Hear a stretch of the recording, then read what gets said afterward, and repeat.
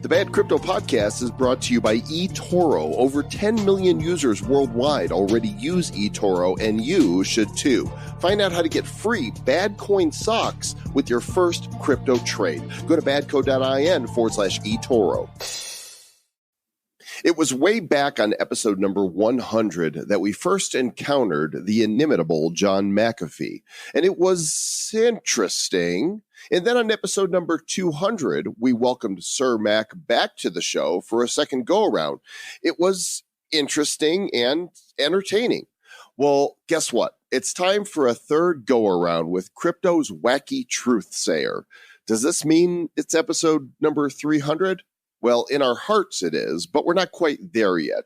But John's got so much to say. Let's face it, with him on the run from the U.S. government, there's no telling where he'll be in a couple months. So we've got him today to discuss running for president, his $1 million Bitcoin prediction, the importance of privacy coins, and living in Cuban exile. Also, Max Keiser tore up $20 of my money at Bitcoin 2019, and we've got a BADcoin update. It's a stacked show, so buckle up, my friends. This is episode number 281, pretending to be episode number 300 of the Bad Crypto Podcast. 5, 4, 3, 2, 1, 0, ignition. Who's bad?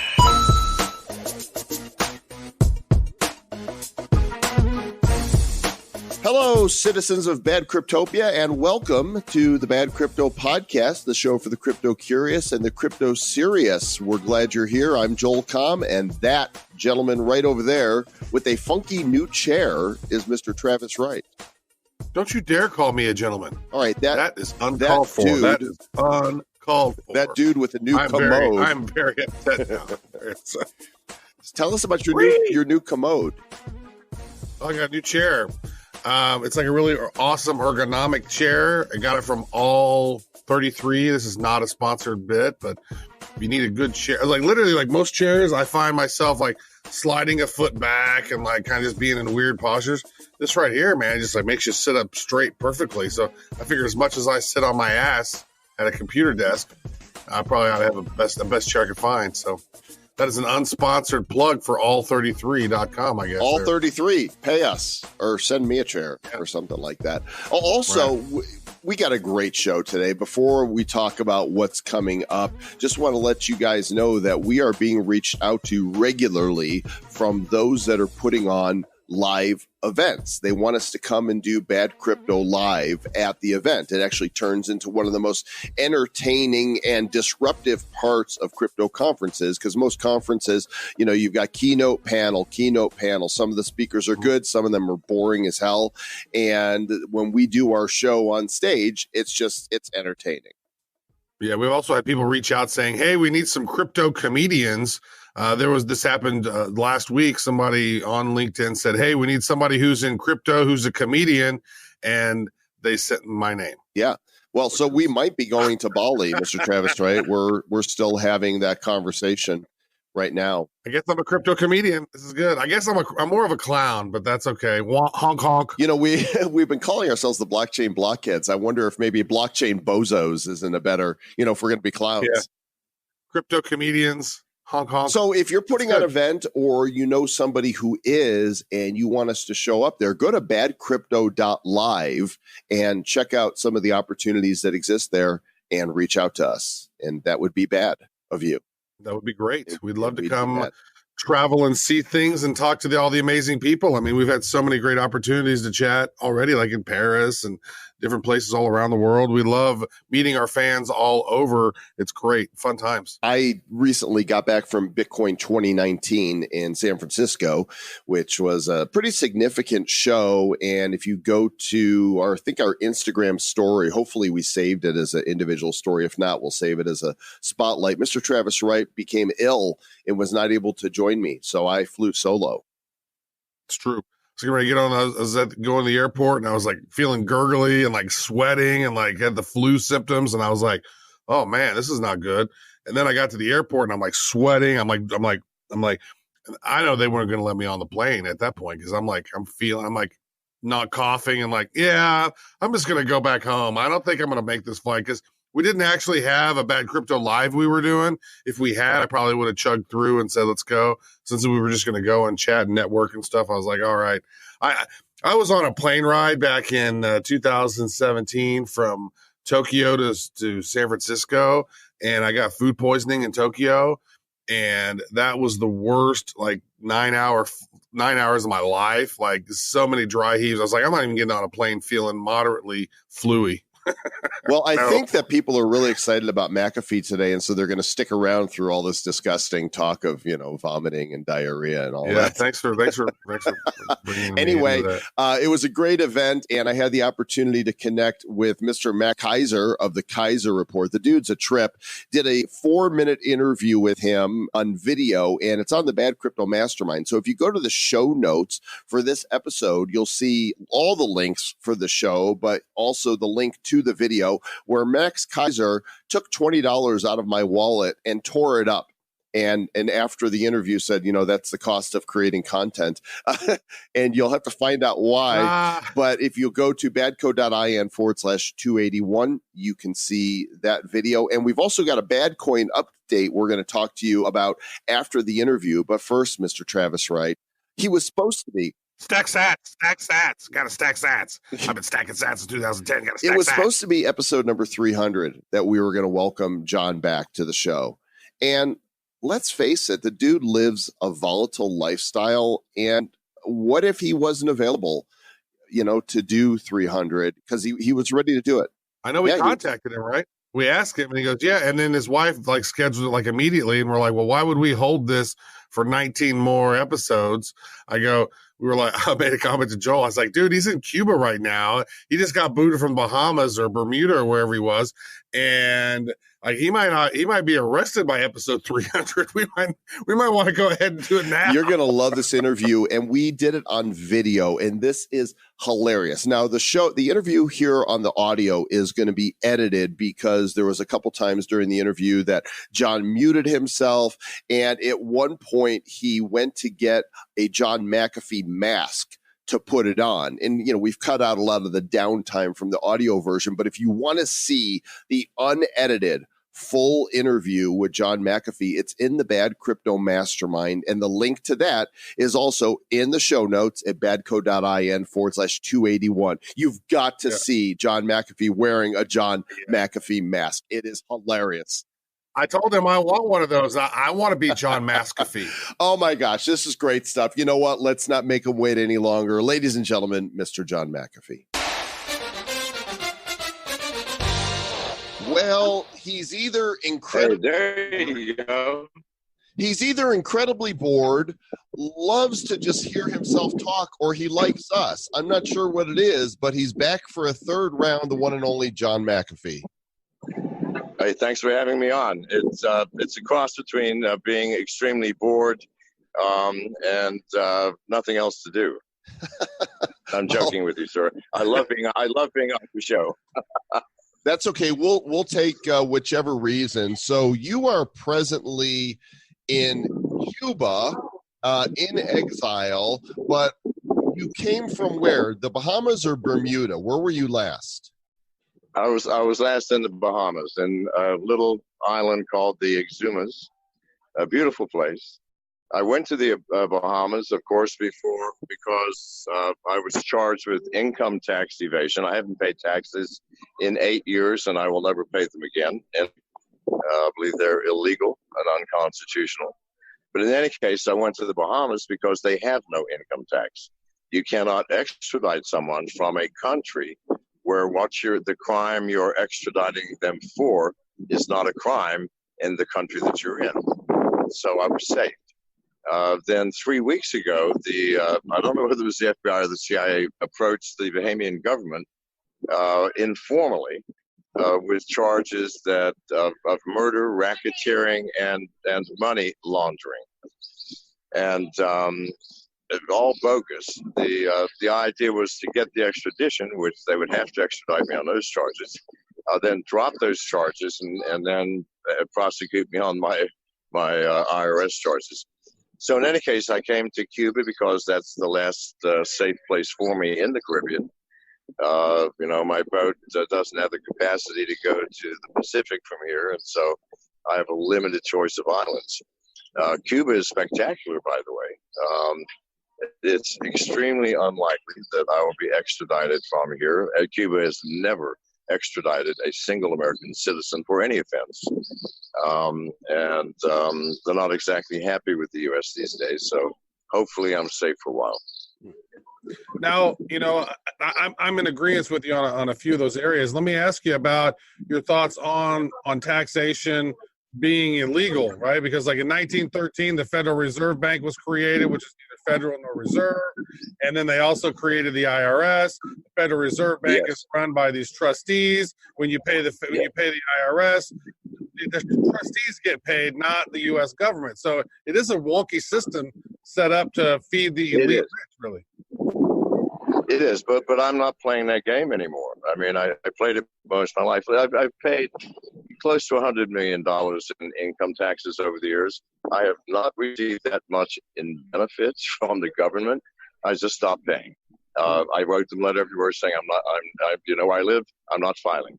Now, they've never bothered me until I started last year speaking worldwide about crypto privacy coins and distributed exchanges, which would prevent any government from finding out how much money you're making, where it came from, where you're sending it to, how much is in your wallet.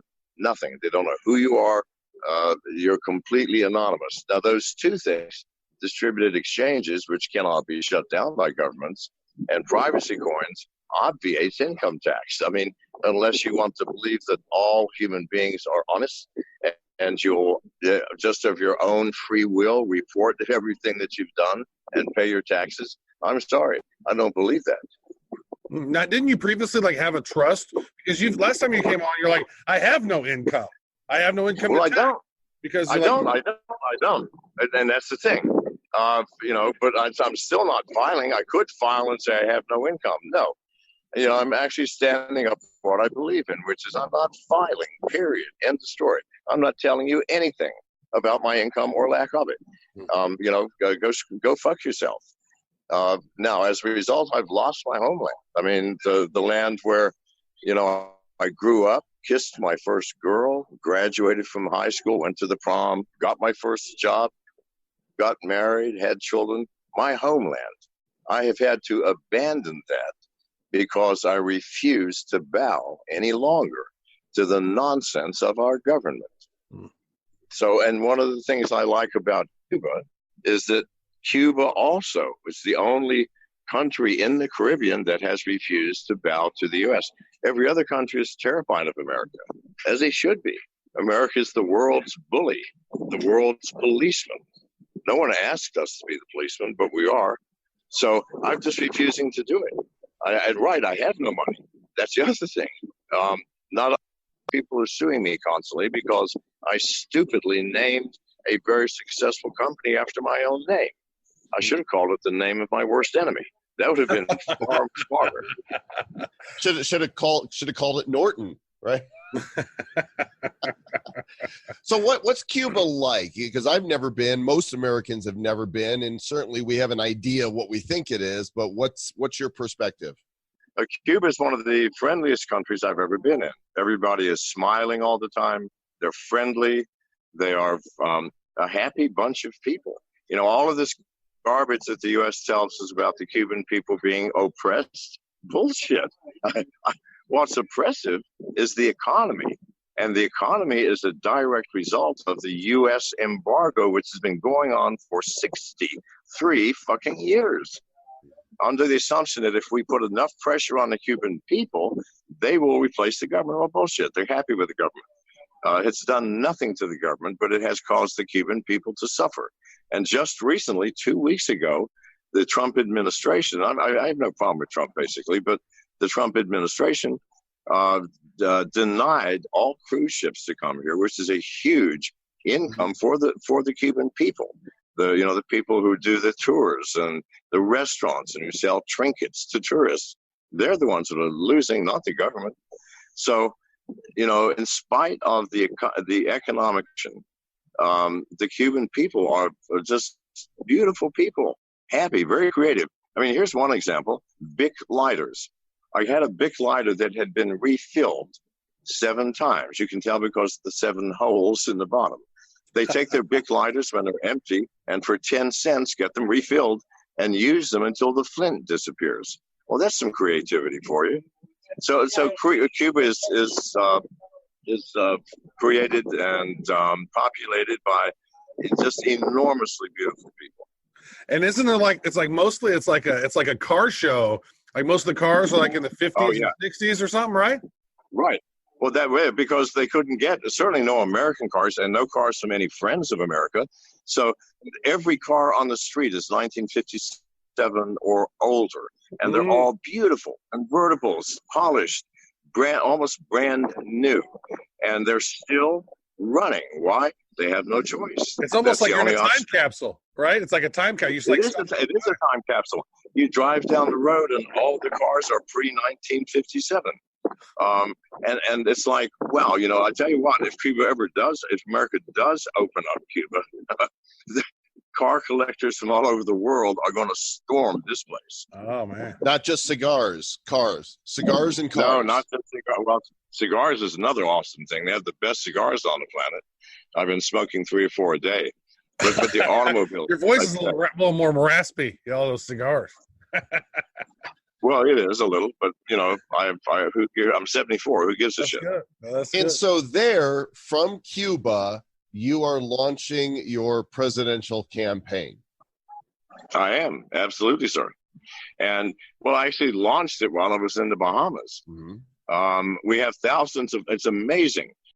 So no, I had a great amount of support before I went into exile. After exile, my support went through the roof. There are so many people who are dissatisfied with the government and would like to thumb their noses up like I do. They just don't have the ability to do so. Well, I know how to survive, and I've lived in every country in the world almost, and so this is nothing for me to have to pack up on a moment's notice because I'm about to be collected and move to another country. So my support is just in the past 2 weeks, for example, I've gotten 60,000 new followers on Twitter. The support is enormous. That is wild. Now, so just on the current state, have you paid attention at all last couple of days? Watched any of these the Democratic debates? Absolutely. In fact, I tried watching them last night. It was so painful that I finally just abandoned it. And then I found out that 10 minutes after I had abandoned it, one of the debaters themselves walked off the stage. I don't know if you watched that or heard that. No, it's true. So, I mean, it's nonsense. Here's the problem. There's too many Democratic campaigns. I'm getting the hell out of here. Screw this. Got the hell off stage. Yes. It was incredible. So it was a woman. It was a woman who just wandered off the stage without any explanation. Yeah. That's funny. Tolerate watching it another second. Here's the problem. People are asking, what will you do about this? What will you do about that? The question is, how will you fucking know? We know nothing other than the propaganda that the government feeds us through the press. And it's all lies. It's disinformation. It's delusion. And the government lives behind a veil of absolute secrecy, while it expects us, the citizens, to open our kimono and show them everything. It should be the reverse. It started out being the reverse. It's our fucking government. We elected these people. We need to know exactly what the truth is that's happening. No, try and find out the truth. The government is manipulating so much of the world and its own society that if we found out the truth, we would burn Washington to the ground. So we don't know. Someone says, what were you about the Middle East? Let me ask you a question. Do you speak Farsi? Do you speak Saudi? Do you speak Arabic? Do you know the religion inside out? Do you know the history? Do you know the political alliances? Do you know the culture? Fuck no. Then how are we supposed to know what's best for them? We just need to get the fuck out and mind our own business because we have problems. They're saying that Cuba has people starving in the streets and eating rats. Well, I've been all over this country. I haven't seen a single starving person. In fact, most Cubans are overweight. I'll be frank with you, except the women who are gorgeous. And yet in America, we have millions, literally millions of people living in tent cities, living under bridges. Over 1 million people just not accounted for. And yet we are worrying about Cuba, and we're not fixing the problems ourselves. Christ almighty, we need to look at ourselves. We need to get a fucking mirror and take a hard look at America, the government. The government is not the people. The American people, the citizens, are beautiful like everybody. But the government that we have voted for has gone insane. And how can they not? Let me ask you a question. Presidents make less than $500,000 a year, and yet they will spend $100 million to become president, to sit in that fucking chair and take on the most awesome, horrible responsibilities in the world, serving 400 million people, which is what the president should do. Nobody should want that job. And yet, we elect people who pay hundreds of millions to get the job. Please use your heads, people. Use your heads. Let me ask you elect this. people. Well, let me ask you this now, because it's like there's this. It seems to be this combination of government and big tech and corporations that are just so large. You got the Googles of the world and Facebook and YouTube and these really big companies that are essentially monopolies that are almost becoming like governments on their own, with Facebook having its own cryptocurrency. Like, they're more powerful than some governments. Like, this is a crazy scenario. Here's the issue. It's not that are the governments becoming, are the companies becoming like governments? The question is can you differentiate the U.S. government from Google or from Facebook? From Google, listen, Google announced last month that it will start providing to any police organization information. Let's say there's a crime on First Street and Harrison Avenue somewhere. It will provide to the police the location of every telephone within 100 yards, 200 yards, whatever you would like, to the police. Now you tell me, who are the police and who is the company? This is the problem. It's become, and Dwight Eisenhower, the last sane president we ever had, warned America on his exit from office, beware of the military-industrial complex. What did he mean by that? The connection between the military and industry. And the military is what? Most of the U.S. government, is it not? It reports to the executive branch. Who is more powerful? The chief of staff or Donald Trump? Right. So I'm sorry. We have some out here, but I can't. We have special guests there. I like that. Tell them they're on bad crypto. So you don't actually yes. Sorry, can you still hear me? Yep.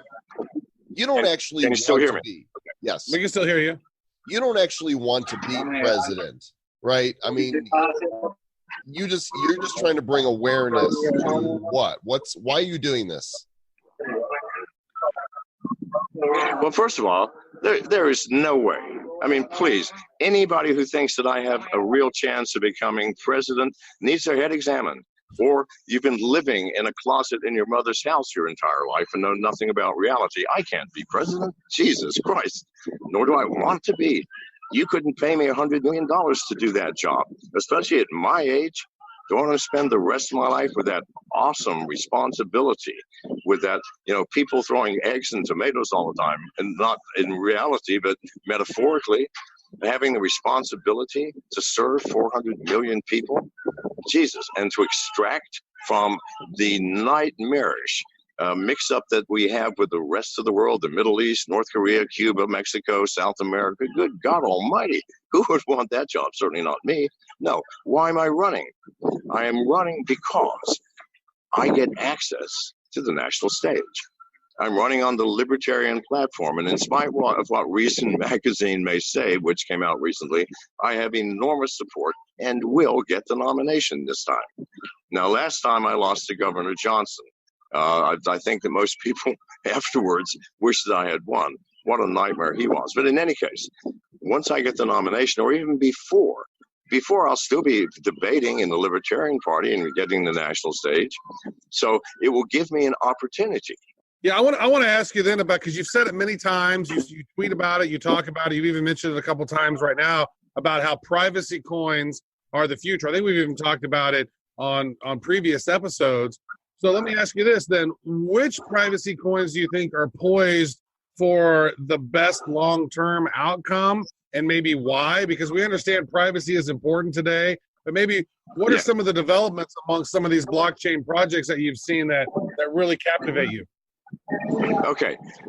First of all, I'd like to say this about privacy coins. The reason, just in case people don't understand this, the reason that they will win is that no one knows, or very few know, that with Bitcoin, Ethereum, every ERC20 coin, if you send me something or I send you something, forever after, you and I get to look in each other's wallets.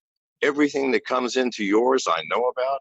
Everything that leaves yours, I know where it went, I know where it came, and I know what your balance is. If the banks did that, let's say you paid the plumber $50 with a check to do something, and the plumber went to your bank and said, I want to get into Mr. McAfee's account or Joel's account, and I want to see, how much he has. Oh, geez, can you tell me where this $100,000 came from? Would you be happy? Fuck no. And yet that's what Bitcoin and Ethereum and ERC20s are. So eventually people are going to catch on and want a little bit of privacy. Now, the privacy coins, there are many, many privacy coins, from the very crude, like Verge, which is extremely crude, all the way to sophisticated coins like Monero or Apollo. Eventually, these privacy mechanisms are going to be cracked by governments and hackers unless they are incredibly complex and require massive computing power, many years to break. So I'd say Apollo and Monero are the only two that I would say can't be broken. I know that the U.S. government put out a request, an RFP, a request for proposal, for any hacker that could give a method of breaking into Monero, of finding out who a person is who transferred or received, or even where they were. Nothing's been said, but I can guarantee you no one's done it. So the two that I would do with Monero, it's been there the longest, it's accepted widely. Apollo, and much newer, but I think even more secure. Everything else, I think, eventually is going to be cracked. I'm serious. So obviously, if you win the libertarian, candidacy, you can't come to America to debate. They'll arrest you on the spot, and so you have these surrogates, and they have masks. So I guess it's not really a question; it's a statement. It is. That's exactly what's happening, and if people will not accept that, because to be very frank, it is a very freaky experience. All right. So especially people wearing the full face mask that you pull over your head, they're all scary looking. I mean, they definitely look like me, but they're scary. Do you have one handy? Is there one nearby, or can somebody grab one? Yeah, hang on a second. Let me go tell someone to get one. Can we buy these? Are these available for purchase? I want to. Okay. I'm gonna be McAfee for Halloween. I do. I think I do. Okay, I'm in the middle. I'm in the middle of an interview here, but they want to see the pull over the head mask. And we want you to put it on. We want you to wear it yourself. It's on the back of the sofa. Okay, can you bring it here? Okay, they're going to bring one. Excellent. That's so good. Can we buy those? Bring one, and I'll put it on myself so you see how freaky it really is. Oh, excellent. So in any case, some people have balked because I'm talking now to people within the Libertarian Party. They have agreed certainly to let me be on a screen remotely through Zoom or some other affair, which is fine. That itself will suffice. I would vastly prefer to have one of my surrogates standing up, being controlled through an earphone about what to do, whether to bow, shake someone's hand, or whatever, while I watch the audience and listen to their questions.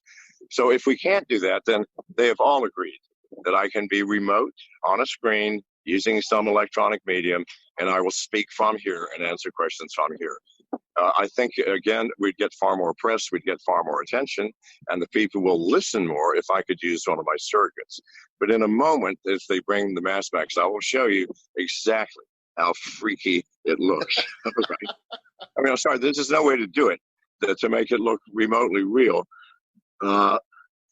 without an over-the-head mask. And since everybody's face is a different size and shape, even when it's on my face, it will freak you out. So the one will be here momentarily. I'll put it on and I'll show you. In fact, I'll do the rest of the interview with it. That'll be strange. That is really good. So how many of these masks are in existence? Well, we've got two types. We have the cardboard mask, which looks exactly like me, and if you're straight on with someone, it's a very uncanny look. But those are kind of like Halloween masks. Then we have the pull over the head. We have 20 of those. They're not cheap. Nice. So we'll get one. I'll show you how they look. Where can we buy one? I want one. I want to be John McAfee. There's no way right now.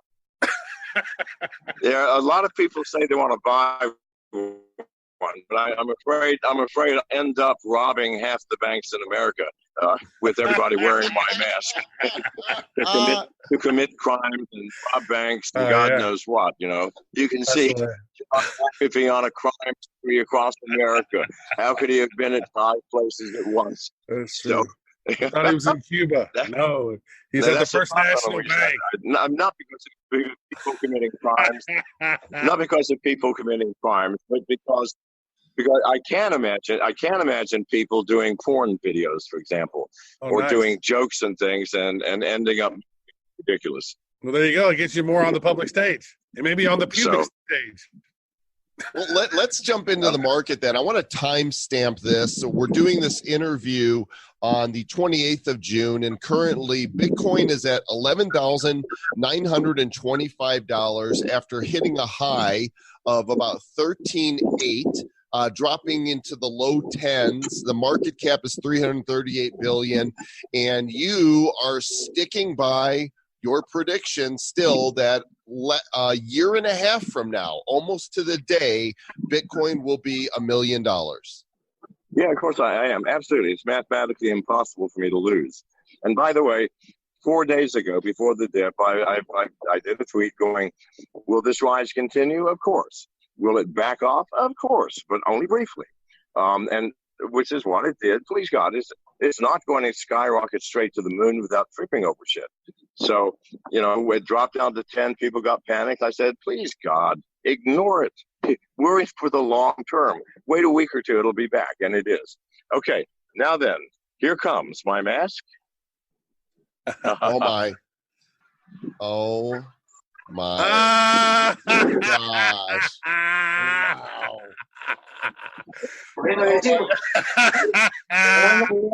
That is the best. I just got the best photo, dude. That is hilarious.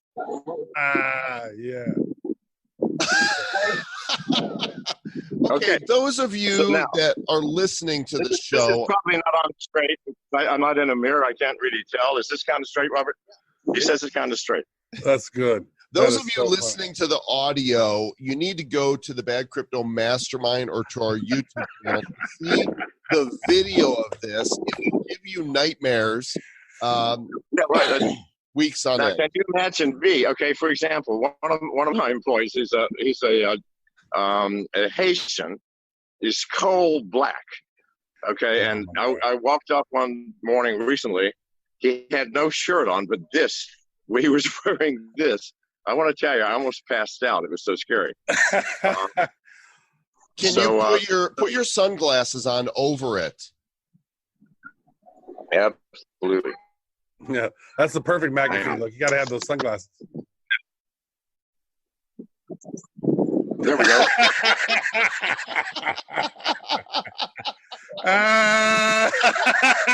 Okay. It's so stoic too, because you don't smile or laugh. You just no. Oh shit, that is so funny. All right. So in any case, this is what people will be looking at while I'm talking. Now, I think the weirdness of it will just, it's the kind of like a traffic accident. You can't take your eyes off it, right?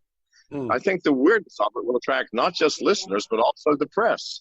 But people are resisting it and asking instead if we will do a video link of just me and my normal self. In any case, your question, can I in fact be in the debates? Fuck yes. One way or the other, I will be. And if they don't let me, I swear to you, I will make the biggest ruckus you've ever heard. It's amazing, but I am being traumatized at this moment, so please take it off. You just took a drink with it on.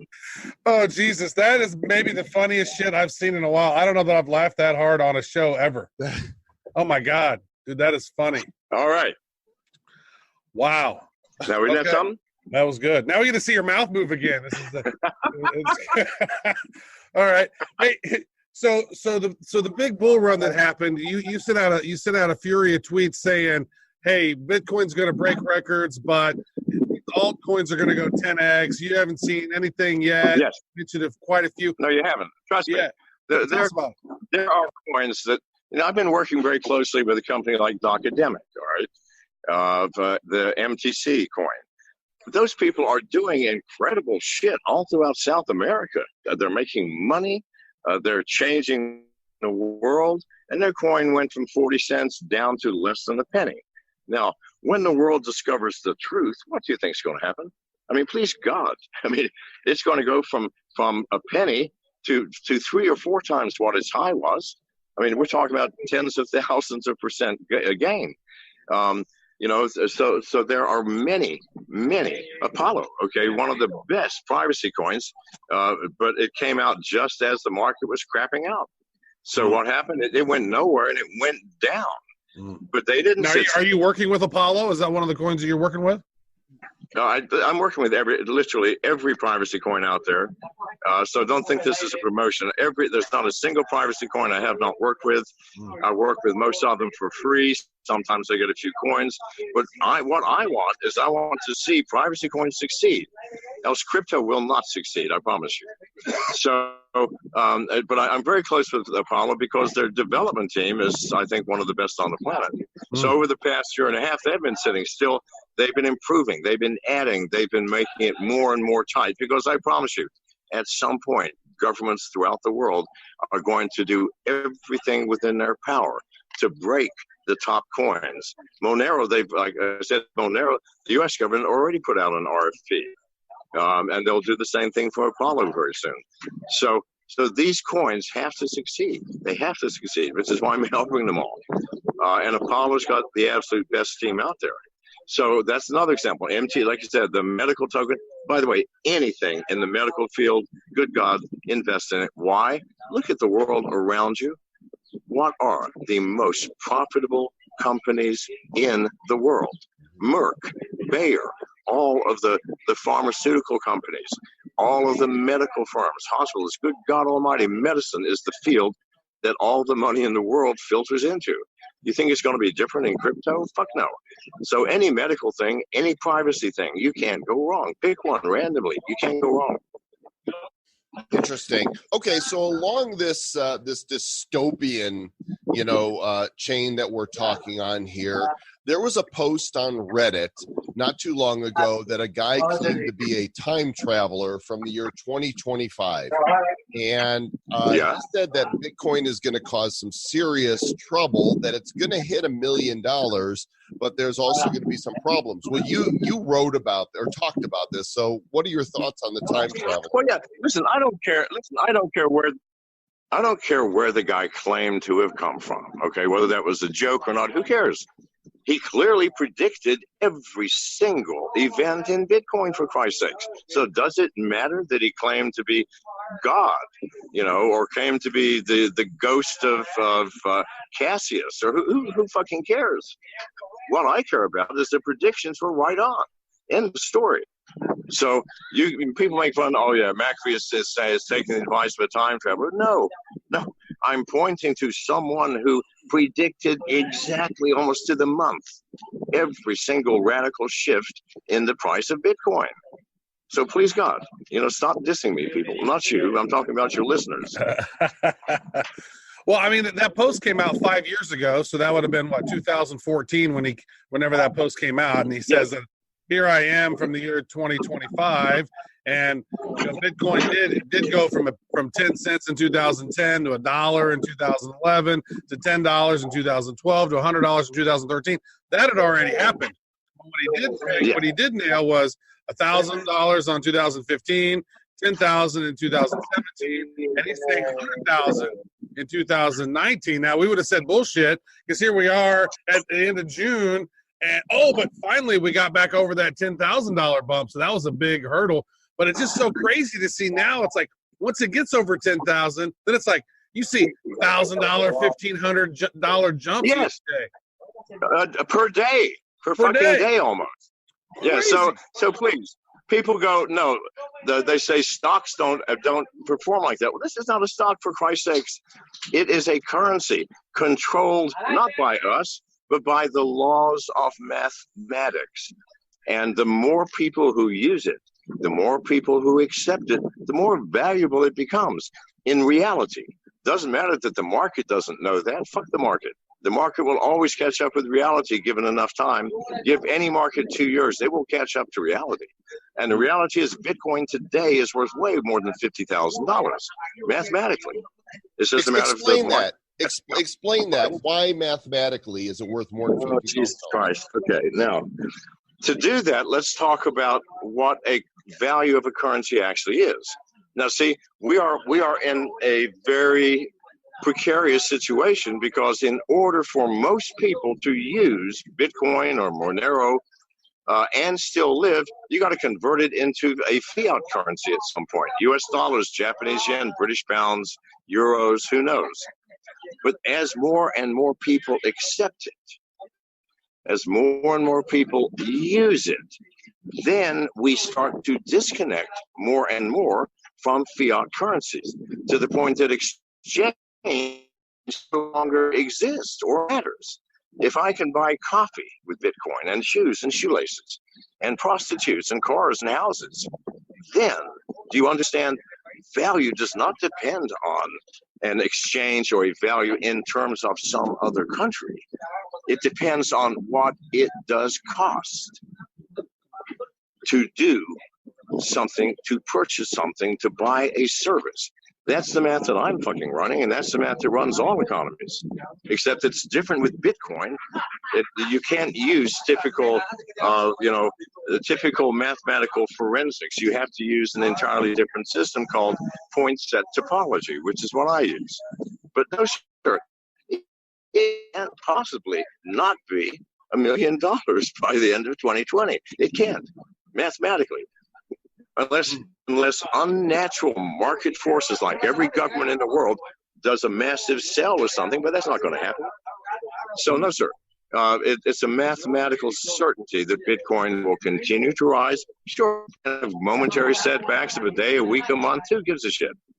Long run, it's going way past $1 million. Yeah, and I would say that just the math of things. Does that make any sense? It did. It made sense. I would also say that just with the math of things and how traditional commodities are so manipulated, like gold and silver markets. Like for every 1 ounce of real gold, yes, there's like 500 bullshit ounces of paper gold, and so it's like the price of gold, yes, should be just so much higher, and the price of silver should just be so much higher, but they've manipulated it. Yes. And it just came out the other day that said that Merrill Lynch has been manipulating the silver markets in 2008 and got fined $25 million. Made billions of dollars, get fined $25 million. What the hell is that? Yes, I know. Let me make this a little bit clearer. Bitcoin has a maximum supply of 21 million coins, 7 million of which are simply lost into the fucking ether. All right. So let's say 15 million coins. If in fact all the fiat was gone and only Bitcoin could be used, if you take the world economy, then Bitcoin in that situation would be worth over $100 million per coin. Now, if we get 100th of that by 2020, which I really believe we will, that's $1 million. And when I said over 100 million, it's closer to 200 million. If Bitcoin was all there was, and there was only 15 million coins, and that's a very conservative estimate of the value of Bitcoin. So please, it's mathematics. Just take the number of fucking users, the number of people who are accepting it, and run the goddamn numbers. It's $1 million by 2020, no matter how you look at it. I have a follow-up on that because I go to some of these different forums, and there's people who are adamantly against crypto, right? And they say, well, what happens when the EMP happens and all electronics are down, and then your Bitcoin's worthless, and you can't eat gold and you can't eat silver, so get bullets, right? There's these people talking like this, and it's like, if an EMP and electrical grid goes down, then Bitcoin and crypto becomes worthless, right? Well, okay, let me answer that very simply, because I'm also a cybersecurity expert, and EMP is one of the major concerns. They ran a study 4 years ago that if an EMP happened that did bring it down, 99% of all people on Earth would perish. We wouldn't have any electricity anywhere, my friend. Everything would be gone. We would be bombed into the Stone Age. Food could not be delivered to supermarkets hundreds of miles away. Oil would disappear 30 days into it, and 99% of us would starve to death. The remaining 1% would be back in the Stone Age, killing each other with clubs. Do you give a flying fuck what Bitcoin is worth or not then? Nobody does. There you go. That's true. I just always thought an EMP just kills the electrical grid. It doesn't necessarily kill the people. It kills the electrical. No, it does not kill the people. But hang on, let's run some numbers. What heats your house? Electricity. What cools it? Electricity. Everything is run by electricity. The factories that can the goods are run by electricity. Right. Do you realize that we would have no food in 30 days if all the electricity was gone? And there's no homestead skills anymore. That shit's gone. Nobody has survival skills really like they did 100 years ago. No, all of your electric tools would work. Nothing. Your entire society, life. Basically. It ends society as we know it. So people go, what happens if an EMP? Well, fuck, who cares what happens to Bitcoin if there's EMP? You better worry about killing your neighbor before he kills you. So please, God, that's an absurd argument against Bitcoin. Right. Okay, so let's the most absurd I've ever heard. Let's go to something else absurd. Want to hear your thoughts on Facebook's Libra? Go for it. I'm sorry, people. Get real. This is nothing more than a ploy, and probably half paid for by the U.S. government, to get people sucked into, quote, crypto, but merely giving up more of your freedoms, more of your privacy. Please, people, don't buy this shit. Let Libra come out. Let the U.S. government have its own coin. Stay the fuck away from it. Keep with Bitcoin, keep with Monero, keep with Ethereum, keep with Apollo, keep with what you know as a future that frees you rather than secures you by handcuffs to an electronic version of currency. Well, I would say you're preaching to the choir here, but one of the things that Joel and I have gone back and forth on this is that Joel says that he thinks Facebook Libra coin could be that watershed moment like Netscape browser was for the internet, where more and more people are going to be onboarded and understand it, because currently most people don't understand fiat currency. They don't understand the importance of decentralization. They don't understand why Bitcoin is. But I think it could be both. It's going to bring more people to crypto and then eventually make them realize that Bitcoin and these privacy coins are better coins as an alternative, and backfire on Facebook eventually. No, let me tell you. First of all, the comparison to Netscape and the beginning of the real internet is an absurd comparison. Netscape, it changed the world from a online thing where everybody had to dial up one line, one person, to bulletin board systems, which was the closest thing possible. And that line had to stay connected. Netscape changed the entire face of the world, not by making another bulletin board, but by making bulletin boards themselves obsolete. Do you realize the magic of what happened with Netscape and now all browsers? We don't have to dial up and stay logged in. We hit bang, one page, give me the page, end of story, we're off. That's what Netscape did.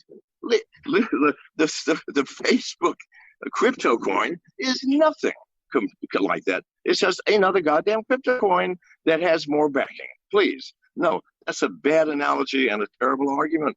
And you must believe me, it's a bad thing. Well, it's the awareness of it, right? It's not so much the ease of like Netscape and the simplicity. It's the mass awareness of crypto that's going to happen over these next 6 months, potentially. Well, okay, well, great. So let's make everybody aware, number one, of cryptocurrency, and number two, stay the fuck away from Libra. I like that. Let's do that. Can we not do that? That's good. No, that's good. That's perfect. Well, you have Listen, I have time for one more question, my friend. I'm gonna call you on two, okay? Because we got two good ones. You're gonna love it.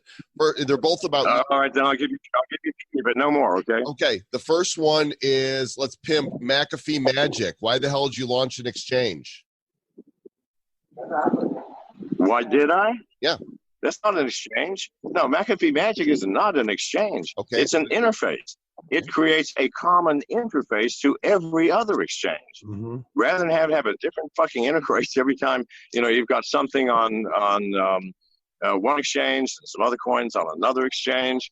You got something on Binance, and Binance will accept very few coins. Then you got KuCoin. No, one fucking interface. And secondly, with that interface, you have a practice option where you can put $100 in and you can practice trading under real market conditions for as long as you want, risking nothing. When you lose, you hit the reset button, you go back to zero, you've lost nothing. Also, when you gain, you still haven't gained, you still have $100. However, it removes the risk from new people coming in. It's not an exchange. McAfeeMagic.com is the site. Okay, last one. Sorry, Travis, I'm going to step on you here for a second. It's a trading platform with amazing facilities that makes it easier and safer for people to get into crypto trading. But I am also coming out with an exchange, now that you mention it, although it's secret. That's coming out in a few weeks. Okay, we'll watch for that on your Twitter as we watch for many things. I want to give shout outs to a member of your team that's there, I'm assuming with you, goes by a lot of money on Twitter, a very talented artist who's been creating movie posters around crypto personalities. I'm extremely honored because he did If My Life Was a Movie. I think we did one of you. Did we not, Joe? Didn't we do one of you? You did. It's fantastic. Yeah, didn't do one of me. Thanks a lot, Mr. John McAfee. What's that? I said you did not do one of me. So well, you were number 51. We decided to stop at 50. I'm sorry. Perfect. That's perfect. Well, here's the thing. I've been talking with him about tokenizing his art, turning those into NFTs. Yeah. And I want to know what you think about that. Yes. I think it's one of the greatest ideas since sliced bread. The problem is how to implement it in a way that makes sense. Because if you're using a non-fungible token, you only have one token per piece of art. Now, how do you then market that? It's very difficult. It's an auction. You do an auction for some. Yeah, but I mean, like if we're going to make any money, it's going to have to be a reasonable amount of money per token, and I just don't think that it's going to go. It might. I'm thinking more along the lines of a fungible token for each one, or for a fungible token for the entire collection. I'm not sure, but we're looking into it, and I've got actually. I put a little notice down on Twitter looking for developers who, with that experience, and two of the top guys that are absolutely the best in non-fungible tokens are working with us now. Beautiful. So if it makes sense to make a non-fungible token, then that's exactly what we'll do. And thank you, by the way, for that extraordinarily great idea. That had never occurred to me. Excellent. Man, Mr. Joe Comment, a great idea. This is amazing. I did. Hey, Mr. Joe Come's got all kinds. He did. That's the first one. I mean, I went back in his history. He didn't have any others, but he did have that one. He's got a couple. Hey, if you can have one great idea in a lifetime, then, let's roll with that. I did create the iFart app, so two great ideas. Oh, that's two. Okay, that's awesome. That's awesome. All right. John, what's your last question? That's it, man. All we're gonna let you go. Travis, blow him a kiss or something. Dude, you're awesome, Mr. McAfee. Get us one of those masks so we can have it. So I want to put the mask back on and walk through the coffee shop here in Cuba. I think that would be a great experience. Awesome. Vaya con Dios, amigo. All right. Talk to you later. Stay back. I don't think he's going to send us a mask, Travis. He said he's afraid that you're going to go rob banks as John McAfee. I just think it would be the most hilarious thing to go to conferences as John McAfee. Is he crazy? Is he a genius? Or is he just is he a crazy genius? I think he is a certified mathematical genius. He understands security in a way that very few will ever. He's been doing technology since punch cards. You know what I mean? So like he's seen a lot for an age 74-year-old guy. Plus, he parties his ass off. Good Lord, this dude. Very interesting guy, man. I think it's so cool that we had an opportunity to chat with him for 3 times. And I've seen him at a couple events, and it's really interesting. Some people are like, why do you give people like John McAfee? Why do you give him any time on there? Blah, blah, blah, blah. I'm like, dude, he is hilarious. It's entertainment, man. You never know what the hell John McAfee's Well, and say. he's a champion of liberty. Whatever you think about what he says, the points of view of our guests don't necessarily reflect those of the Bad Crypto podcast. I'm not saying they don't. I'm not saying they do. I'm just saying, this is his opinion, and you could do what you want to do with it. And we have him on for a couple reasons. One, he is very vocal. He has a lot to say. And 2, these episodes get more listens than the rest of ours. People want to hear what John McAfee has to say. Yeah, like John McAfee, that's just like your opinion, man. So I'm sure we will have him back again, Mr. Travis Wright. But guess what time it is right now? Who's bad? It's time for a BADcoin update, Mr. Travis Wright. Oh, yeah. Nice. So here's the news. We actually have an interview coming up, I believe, this next week with Bobby Ong, who is the founder of CoinGecko.com. And we've already done the interview with him, and we told him about BADcoin. And he alerted us this week that BADcoin is now listed on CoinGecko. How cool is that? That is really cool. And I also love Bobby Ong. Bobby Ong, it was right and on. It was right and on. So don't be just time stamping right this for 6/29, 11:30 in the morning Mountain Standard Time, and BADcoin is sitting at a market cap of $112,000. Hey, it's traded a few bucks over the last 24 hours. So it is. It's really cool to watch it now. It's like now there's a place where you can go to see how much the BADcoin's actually worth. We're having some conversations with Blockfolio. That might actually happen. We don't know. We can't guarantee that, but it's looking like it might. And go to that page on CoinGecko and type in BAD and go to the page and then like that page. People, you can actually like that. 4 people like it so far. I liked it. 5 people like it so far. Oh, nice.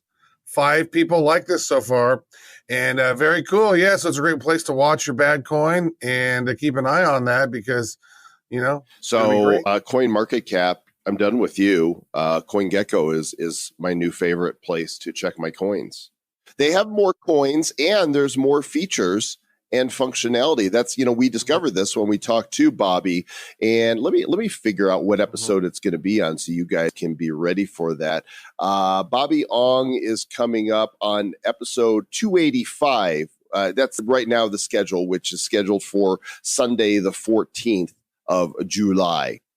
Yeah, we've got some other really great stuff coming up. Jillian Godsill's going to be with us. Paul Pui of the Edge wallet, another cool wallet, is going to be coming up.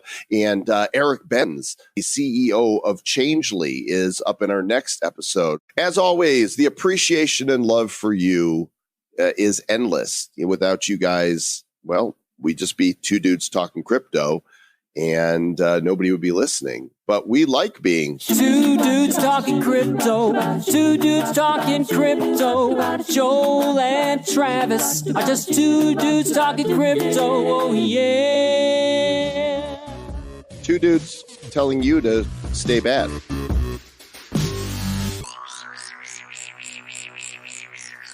Who's bad?